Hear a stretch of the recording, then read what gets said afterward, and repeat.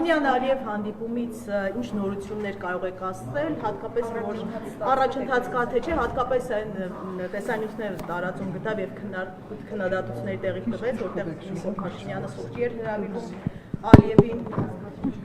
եւ այլն։ Ես առաջընթացից պետք է ասեմ, որ քննարկումները շարունակվում են եւ կա համաձայնություն քննարկումները շարունակել։ Չեմ բացառում, որ այդ քննարկումները կշարունակվեն մոտ ապագայում երկրի ղեկավարների ձևաչափով, ինչպես նաեւ արտաքին գործերի նախարարների ձևաչափով եւ դա լավ նորություն է եւ այլ նորությունը չէ, կոնկրետ նման բանի մասին ես տեղյակ չեմ եւ այո ենթադրում եմ եւ պետք է ասեմ որ նման գործընթացները ուղղված են խաղաղության պայմանագրի կնքման տեղի ժամի հետ կապված եւ հայկական կողմը եւ միջազգային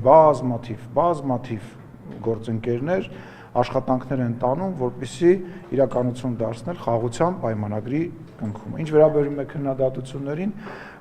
ես չեմ ուզում շատ կտրուկ արտահայտվեմ, բայց կարծում եմ առիթ կլինի ես այդ քննադատություններին էլի շատ կտրուկ կառաջարկեմ։